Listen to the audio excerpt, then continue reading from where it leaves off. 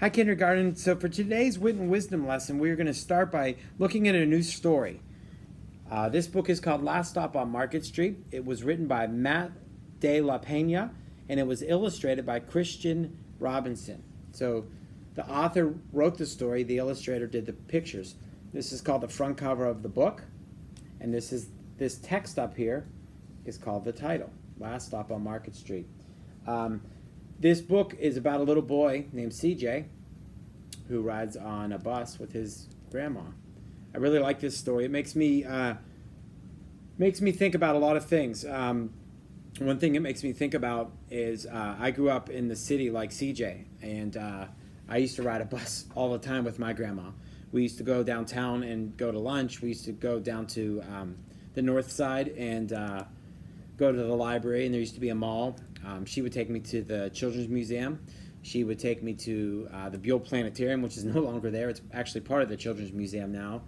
But we would ride buses all over the city, and this makes me think about my grandma and being a little boy and spending Saturdays with her, going on adventures all throughout the city of Pittsburgh. So I really like this story.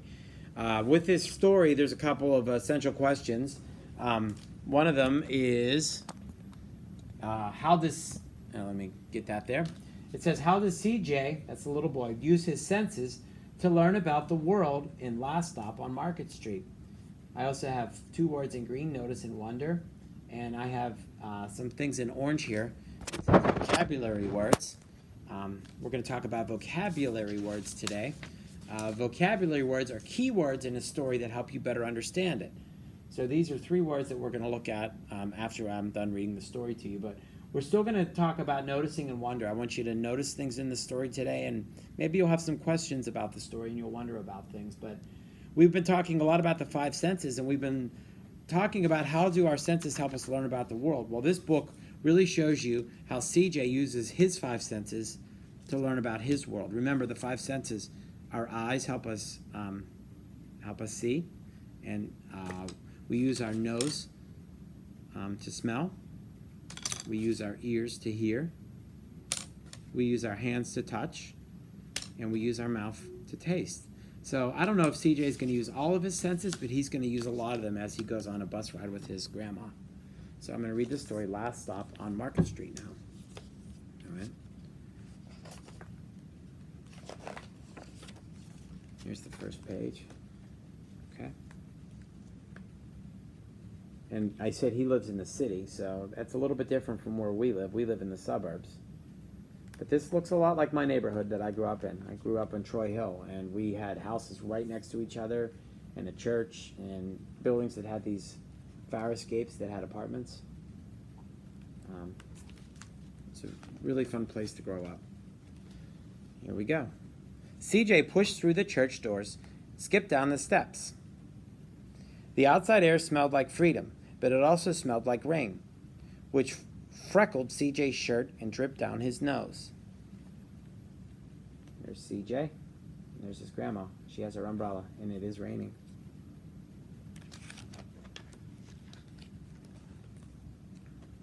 Here's the picture. I like how the artist made the puddle and showed the reflection there. He ducked under his Nana's umbrella, saying, "How come we gotta wait for the bus in all this wet?" "Trees get thirsty too," his Nana told him. "Don't you see that big one drinking through a straw?" CJ looked for a long time, but he never saw a straw. Nana's pretending that the trunk of the tree looks like a straw. Nana always has a great way of explaining things to CJ. From the bus stop, he watched water pool on flower petals, watched rain patter against the windshield of a nearby car. His friend Colby climbed in and gave CJ a wave and drove off with his dad. "Nana, how come we don't got a car?"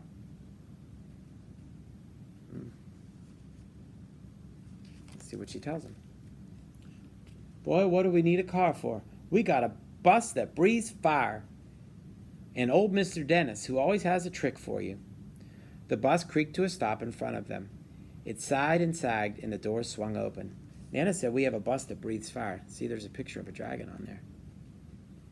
This bus is different than the school buses you may be riding to school one day, or maybe you've been on a school bus when you were in preschool. This is a different kind of a bus. This bus is like what we have in Pittsburgh called a PAT bus, and it drives all around the city.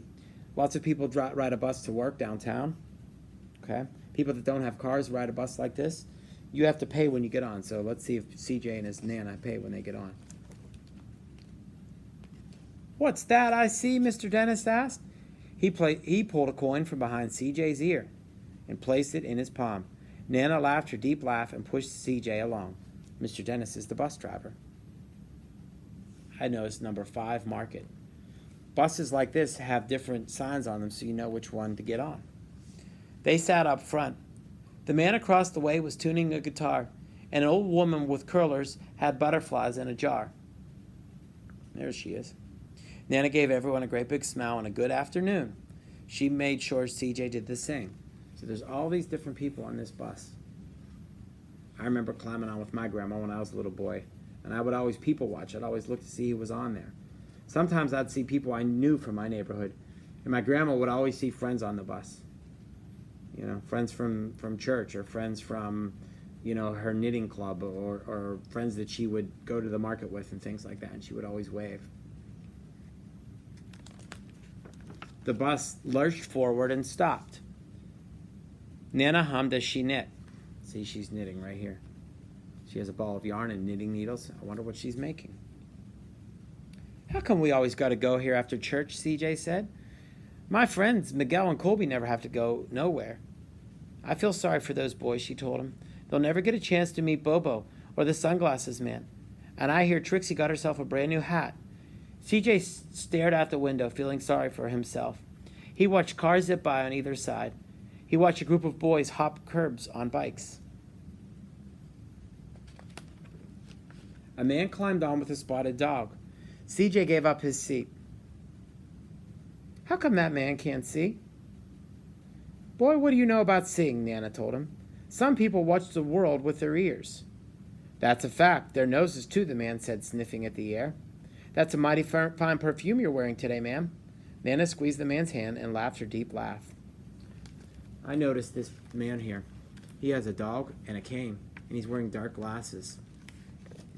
I think that man is blind and he can't see. But he said I can see with my ears and with my nose. He knew Nana had on perfume. So he's using other senses. 2 older boys got on next. CJ watched as they moved on by and stood in the back. Sure wish I had one of those, he said. Nana set down her knitting. What for? You got the real live thing sitting across from you. Why don't you ask that man if he'll play us a song? CJ didn't have to. The guitar player was already plucking strings and beginning to sing. I feel the magic of music, the blind man whispered. I like to close my eyes. Nana closed hers too. So did CJ and even the dog, and they listened to the man play his guitar. CJ wanted one of those Walkmans with earbuds. And Nana said, why do you need that? You have a real man playing his guitar across from us. And in the darkness, while his eyes were closed, the rhythm lifted CJ out of the bus, out of the busy city. He saw sunset colors swirling over crashing waves. He saw a family of hawks slicing through the air. He saw the old woman's butterflies dancing free in the light of the moon. CJ's chest grew full, and he was lost in the sound, and the sound gave him the feeling of magic. Music can be very powerful. He's imagining all those things while listening to the guitar. The song ended, and CJ opened his eyes. Everyone on the bus clapped, even the boys in the back. Nana glanced at the coin in CJ's palm. He dropped it in the man's hat. Last stop on Market Street, Mr. Dennis called. They're getting off the bus. I wonder where they're going. Oh. This looks a little bit different, this part of the city. Looks a little bit rougher. CJ looked around as he stepped off the bus. Crumbling sidewalks and broken down doors. Graffiti-tagged windows and boarded-up stores. He reached for his Nana's hand. How come it's so dirty over here? She smiled and pointed to the sky. Sometimes when you're surrounded by dirt, CJ, you're a better witness for what's beautiful. I wonder where they're going or what they're doing. CJ saw the perfect rainbow arching over their soup kitchen. Rainbow. He wondered how his Nana always found beautiful wherever when he never thought to look. He looked all around him again. At the bus rounding the corner out of sight, in the broken street lamps still lit up bright, and the stray cat shadows moving across the wall.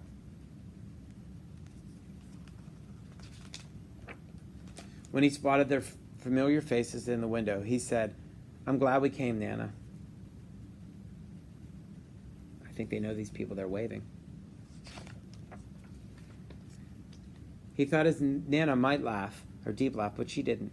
She patted him on the head and told him, "Me too, CJ. Now come on." There's Nana and CJ. There's a pot of soup, and all these people were eating. This place is called a soup kitchen. They're feeding hungry people that maybe don't have money to buy their own food. So Nana and CJ are really good helpers. Really good. They're volunteers. They're helping others in need. The last page has no words. Their day's over, and they're waiting at the bus stop to get on the bus to go home. I really like that story. Like I said before, it makes me think about being a little boy with my grandma. It always makes me think of her. So there was a lot to notice and wonder about in that story. I want you to think about the story and think about something you noticed. And one of the activities today is to complete this response paper. It's on Seesaw. And I just want you to draw a picture of something you noticed and finish the sentence. I noticed, and fill it in. Maybe you noticed the bus.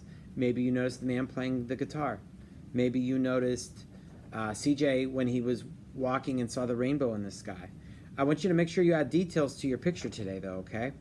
All right? The other thing I want to talk about before I let you go is the orange words here on my thing. It says vocabulary words. Remember, vocabulary words help you understand a story better. The words today that we're going to talk about are coin, knit, and bus. That bus was different than a school bus. I wanted to make sure that you understand that that bus was different. You had to pay to be on that bus. We talked about the word coin. Remember, the bus driver pulled a coin out from behind CJ's ear. And knit. To knit is what his grandma was doing with her needles and yarn. She was making something. So there's a vocabulary paper that you have to do. Now, if we were at school, we would cut out the words and paste them on. Today, you're not going to be able to do that. But this paper is going to be on Seesaw. I want you to write the correct word to match the picture. So the words are down here, but you got to line them up, all right, to match the picture. This word says knit, this word says coin, and this word says bus. So you have to write the right word underneath the picture using your finger on Seesaw today. So we're going to be using this book for the rest of the lessons this week. We'll be looking at different senses. We'll be looking at different words. We're going to start to talk maybe a little bit about the setting of our story. And we're going to look at how CJ uses his senses to learn about his world. So I hope you enjoyed Last Stop on Market Street. The activities are going to be posted. Remember, there's two, so you got to swipe your screen to get to the second one before you post it, all right? So make sure you complete both activities today. That's it for our lesson today, and I will see you tomorrow.